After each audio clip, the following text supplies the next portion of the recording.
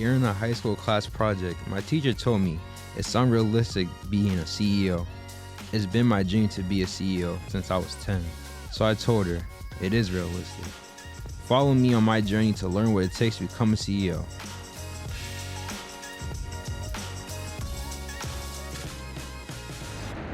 Hey guys, welcome to another episode of the Realistic CEO podcast. Today I'm here with Diana Szynal. How are you doing today? I'm doing great, Mike. Thanks for coming in. Thank you for being able to come on today. So the first question I'm going to ask you is, what was your journey of becoming the president of the Springfield Chamber? So, a little bit of a crooked path. I worked for a state rep for many years. And then after that, ended up working up at the chamber in Franklin County. So had some experience working for a chamber when this position opened. And here at the Springfield Regional Chamber, they do a lot of legislative advocacy. So I was able to really tap into both of my major job experience. I had some other jobs in addition to those over the years, but so was able to bring my experience working for another chamber as well as my legislative experience here to fill this role, which is great. I love doing what I do. So when you first got this position, were you really thinking about getting the position? How did that happen? I wasn't really. I was, I was working along in Franklin County. I liked it up there. We were all still sort of felt like we were in the recovery, right, from COVID. Things were opening up again, and it was time to get events going. But then when this opportunity presented itself, I really couldn't pass it up. It's such a great opportunity for me to use my past experience to really, expand my reach here in Western Mass and really bring my experience from other parts of Western Mass down here to Hampton County. So it was something I just couldn't resist. So when you first started till now, what has been your favorite moment of being the president? Oh my gosh, there's favorite moments every day in this job. We do a lot of events, so a lot of my favorite moments would revolve around events where we've gathered a lot of our members. I guess I would include your dad in one of the favorite events because he spoke at Super 60 the year before last and really just lit the room on fire. And to see to see how one person can impact a room like that was really interesting. But, I really enjoy small private moments where I'm meeting with members, learning about what they're doing, maybe figuring out a way I can help them with a challenge that they're having. And I love being able to connect different businesses and organizations within the community. So those are favorite moments. But, it's just a series of favorite moments around here. So, when you're working, maybe say something that you have planned doesn't go as planned, how are you able to go through that roadblock and keep going? Oh gosh, you just have to, you just have to always be a problem solver and always be looking for better ways to do things, or any kind of challenge. I look at a challenge as an opportunity, right? So if there's something that comes up that we have to maybe switch gears or find a different way to do things, I actually love that. That's an opportunity to really show your chops and solve a problem and just move in a different direction. So you said that you enjoy solving problems. Why is that something that you enjoy? I don't know. I ask myself all the time, why do I love solving problems? But I do. And it's something, I dedicate a lot of time to my community where I live as a member of the select board, which is just a series of problems that need to be solved. And so, I don't know. I enjoy when you're able to solve a problem or get over a hurdle or whatever you want to call it, what a feeling of satisfaction, especially when it has a lot of implications, within the community. That's just a great feeling.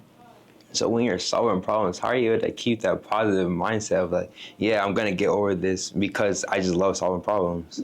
I don't know. That comes with years of experience, I guess, and really having your heart in the right place and wanting to solve a problem, no matter how large, no matter how small, for the right reasons, it kind of feeds your soul, right? The process of figuring out how to solve a problem, and then certainly the end result of solving a problem, just feeds your soul. So being a leader, how are you able to build a team around you that has the same like-minded mindset as you? Well, that's a good question. I think that you have to set the tone. And if you set a tone of positivity and really an attitude of being able to get things done, and then, that's just contagious. So I guess that's how I do it. I am so fortunate to be surrounded by just really good people. I have an incredible board of directors here at the chamber. I now have a new staff person who's also got that really can-do attitude. Karen, I want to give a shout out to Karen. But we have members and on my executive committee, and everybody is just in it for the right reasons, and that makes things a lot easier too. So when you're building a team and you're having this positive mindset, like, what are some ways that you're able to spread that to the other people around you? I mean, I think not letting yourself really get bogged down with a problem or a challenge, and again, seeing it as an opportunity. And I think, people can sense that. And I think if people are feeling like the people around them are really struggling, and it sort of spreads. But if they're feeling like the people around them are inspired by whatever the challenge might be, or the heavy workload or whatever, and I'm inspired by heavy workload, everyone feeds off positivity. Just like everyone can feed off negativity, they can feed off positivity. And so I choose the positive route all the time. So speaking on, like, some people can feed off of both positive and negative energy, how are you able to make sure that the energy stays positive, even maybe when you're having a bad day? I don't know. It's just something, it's just something that comes from inside of you. I mean, we all have bad days. I have bad days. But I don't ever let them get me down. And I guess I think about the people that I've had an opportunity to work with in the past. And, you can learn how to do things from people, and you can learn how not to do things from people. And so I just try to channel that experience into something good. So let's say maybe somebody comes in today, might have a bad day. Like, what are some ways that you're able to try to uplift them? Oh, well, I mean, you can always there's always so much good going on, right? Even if somebody's coming here with a problem, and we don't get that a lot, but you always have to look for the good in things, and like I say, the opportunity in things. A challenge is just an opportunity, and so that's just how I always look at things. So as a leader, like, what are some important characteristics that you have to have? I think that you have to be in it for the right reason. And I think you have to work hard. You have to be willing to work hard, because as a leader, if people see you working hard and see you being positive, again, it just really sets a tone. But you have to listen. You have to work really hard to understand, problems and situations. And here, like right now, the chamber, we're forming a housing subcommittee for our legislative steering committee. So you have to really understand what's happening in Western Mass with housing. So you have to be willing to learn and research and truly understand all the forces at play in various issues that you might be dealing with.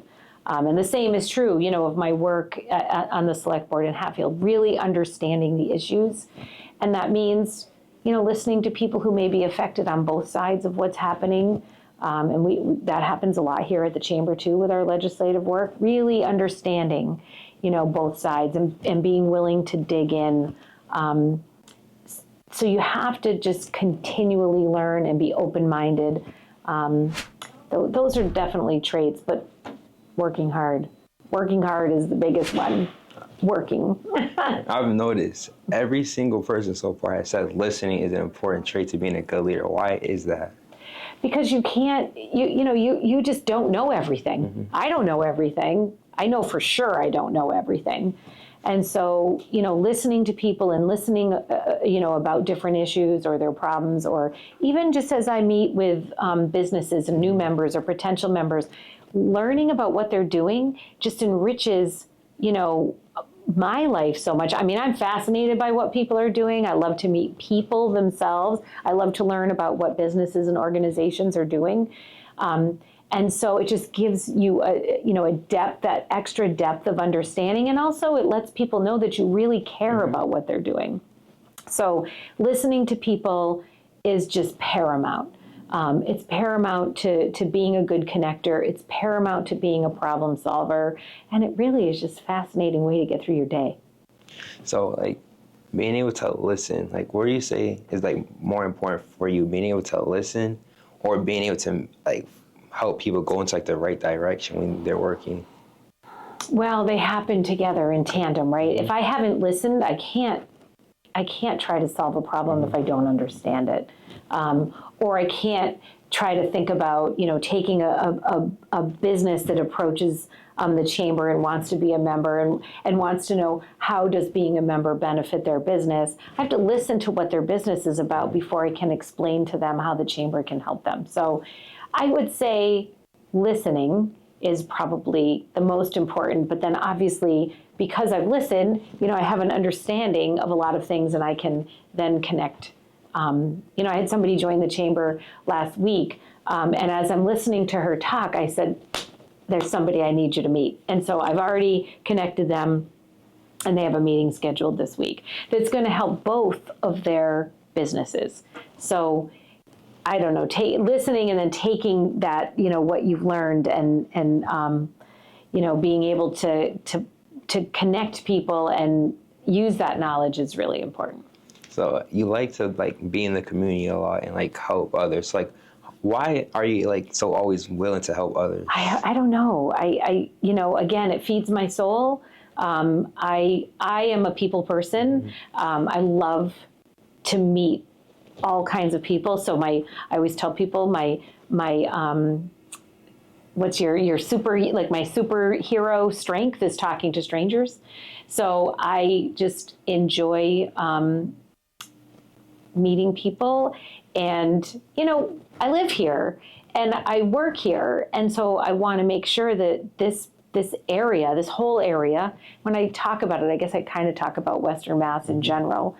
I want to make it a better place. I want to work as hard as I can here in the community, just to make it a better place. And in the process, I know I keep saying it, but it feeds my soul. You get to meet just fascinating people when you're doing this work. And I really enjoy that.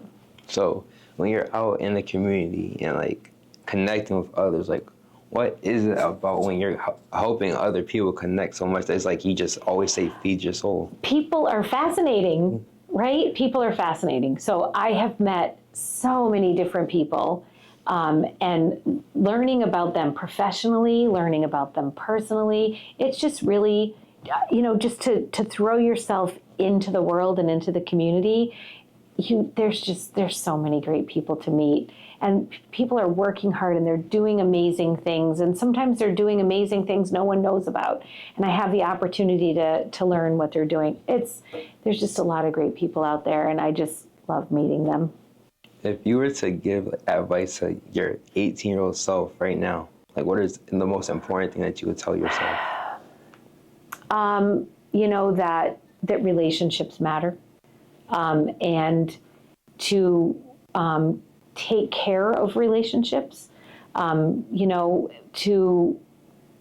just keep meeting people and I don't know, that's what I did, right? Obviously, as I was like this even as a kid. I loved meeting people.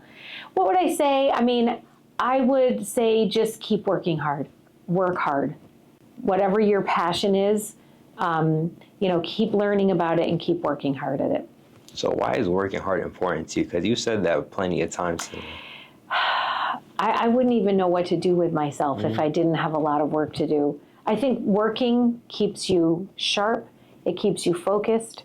Again, it feeds your soul. It's productive. You're getting things done. You're helping people. Not all work is helping people. I mean, I do plenty of, busy work and, things like that. I don't know. I don't like to sit still. And I guess it's probably also one of my faults. I don't really know how to sit still and relax, and I need to be a little bit better about that. But I mean, if you just have to keep working. That's what life is all about. Whether it's, stuff at home. I worked all weekend at home doing things around my house, but it felt good. Doesn't it feel good to work hard? I think it feels good to work hard. Yeah.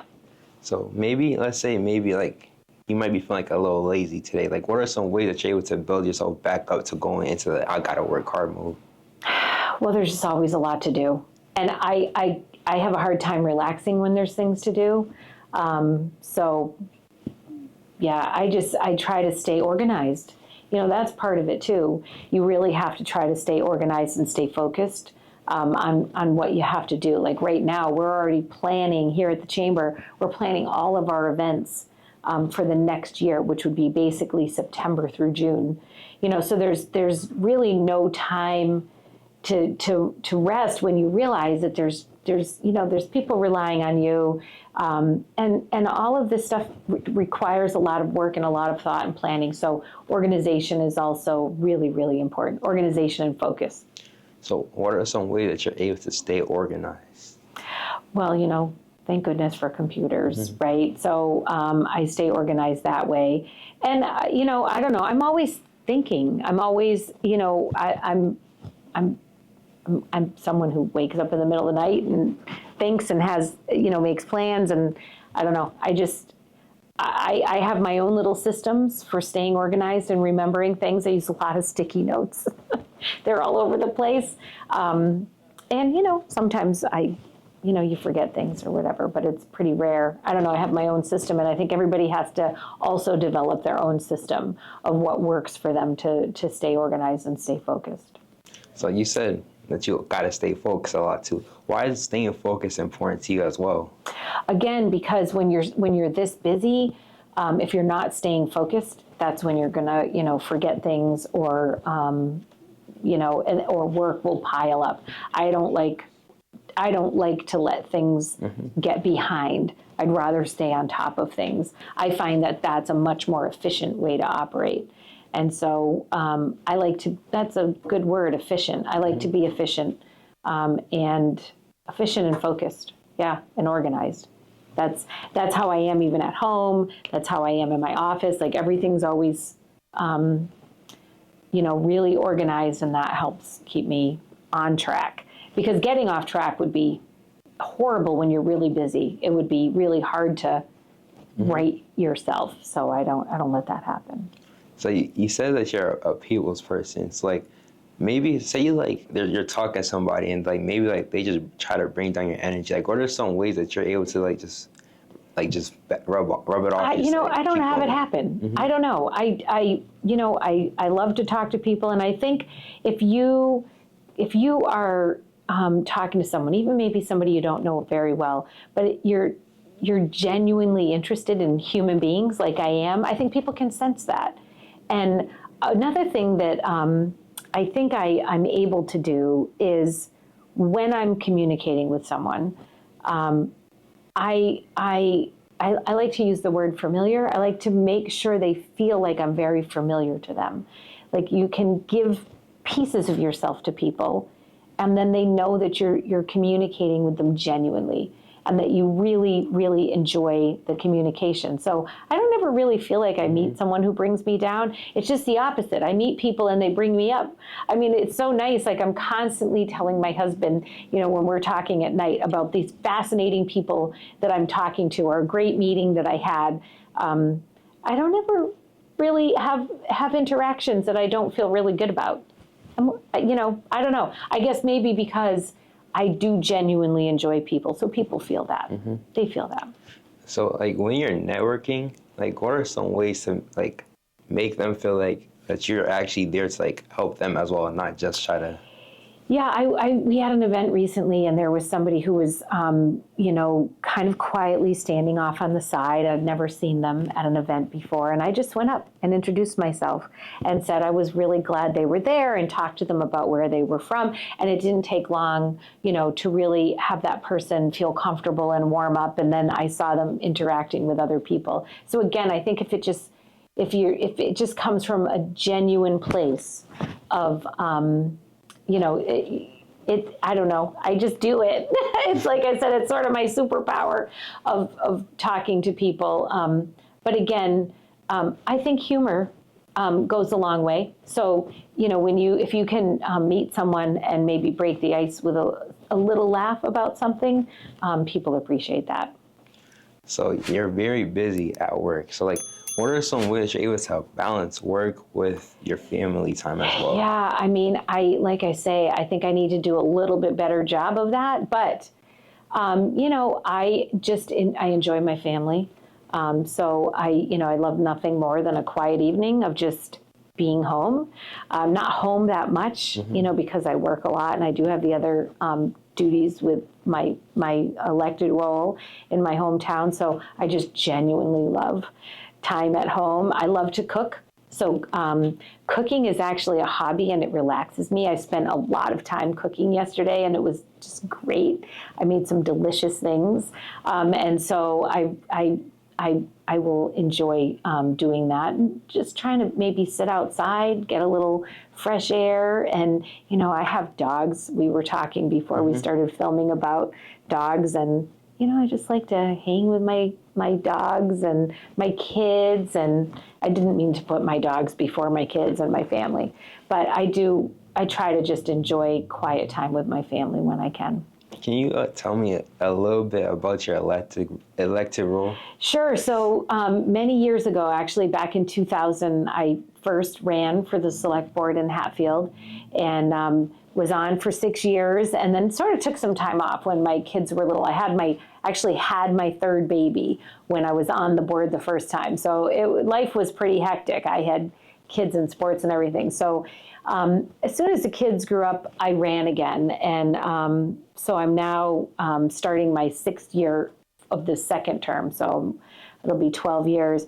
It is, so the Hatfield is run by, we have a town meeting form of government. So the select board are the chief elected officials in Hatfield. And we make decisions based on, for our residents. And it is work I absolutely love for a community that I absolutely love. And it can be a lot, it's a lot of work. And there's a lot of trying to understand issues. Sometimes I find myself, we're talking about engineering of road projects and it's a lot, but I do really, really enjoy it. And, think I'll continue to do it for quite a while. I'm the chair now. I have been, I think, for 4 years in a row now. And I enjoy that work. It really gives me an opportunity to interact with the people in my community and really accomplish things that you can see in a very tangible way have a positive impact on your community. So it's fascinating work. I enjoy it. So like when you first got elected, what was your inspiration to be like, yeah, this is what I want to do? So that's a good question. I had actually worked for the town of Hatfield and at one point became the clerk to the select board. And I used to sit at the table before I was elected thinking, I want to do this someday. I want to be in this decision-making position. And so at some point, the time felt right. I was pretty young. I was the youngest woman ever elected in town. And when I wasn't doing it, I was really busy. I'm not going to say I sat around missing it all the time because that wouldn't necessarily be true, but I did miss that interaction with my community. And so when the time was right and I felt like, that I wasn't as busy with the kids and their sports and all of that, I did get back on the board. So I had some municipal experience because the municipal world is, it's different. It's different than the public sector. And so, than the private sector. It is the public sector. And so I had a lot of understanding of how town government works. And so because of that, I really felt like I had something to offer my hometown. Can you explain to me how it's different? Oh my goodness. Well, it's just, municipal, you have to work within certain rules. There's a lot of rules that govern a community. There's different, the finances work differently. And really, it's great because everything works in such a way that townspeople have a say in what happens. And so really what we do as a board is present things ultimately to our town to make decisions. So helping your community make decisions and move forward, and at the same time trying to preserve sort of some of the the traditional things about your hometown. It's a balance, but being able to interface with our residents on a regular basis, and with the people that work for the town, like the employees are fantastic in Hatfield, and so it's just a nice, so it's so different. Like this would have to be a very long podcast to really explain the difference between how a municipal government works and how regular business works. But it's a lot. I notice like every role that you have is always something with helping people. Like how are you able to always want to help somebody? I don't know. Like I say, it feeds my soul. I mean, so many people are doing this too, right? People who are teachers are helping people. People who are in healthcare are helping people. I mean, there's most of us in our daily lives, whatever we're doing, ultimately, either directly or indirectly, we're helping people. I guess this is just, it's a little more public, right? So you see it. But, I think most people really are doing the same. They're helping people. And I'm inspired by it. So that's why I keep doing it. So when you first started working, did you ever think that this is the position that you'll be in? No. And I wanted to be, my whole life, I wanted to be a kindergarten teacher. And again, the story of how I got here is long but I guess the point is sort of trust the path, right? Follow the path. It will take you where you belong. And so I really feel like I ended up right where I belong. When you say make sure you trust the path, how are you able to trust it without veering off? Well, I guess you know what? You make your own path. But, you have opportunities will come along, you'll meet people, you'll be inspired by people, you'll learn from people, and it just sort of guides you. It's kind of hard to describe, right? But I think ultimately, if you really enjoy what you're doing and you continue learning and you continue listening to people, you will find where you belong. And I definitely have found where I belong. So when you first started the journey of your path, from going from wanting to be a kindergarten teacher to where you are now, what were some lessons that you've learned? So a couple of things actually that would have seemed like a blow to my my path actually ended up really bringing me where I needed to go. So one was I didn't finish college. So I was going to UMass to be a kindergarten teacher, and basically ran out of money. I was supporting myself as a young, early 20s, and I couldn't finish. I didn't have the money. And so it was actually at that time that I started working for the town of Hatfield. And so I just fell in love with local government, and I fell in love with working in a community and working with residents. And so then I just followed that path. I then worked, I don't want to go through my whole resume, but I worked for municipal attorney. And then I worked for county government. That's about when I got elected. And then, I worked for a state rep for, 17 years. Here, I went to Boston, but I was his district director, so did a lot of constituent work, again, helping people, being in the community, knowing a lot about the issues facing all the communities he represented. And he passed. It was really sad. He passed sort of unexpectedly, and I was devastated, and I ran for his seat. Because I just loved the district so much and I wanted to keep working. And I lost in the primary.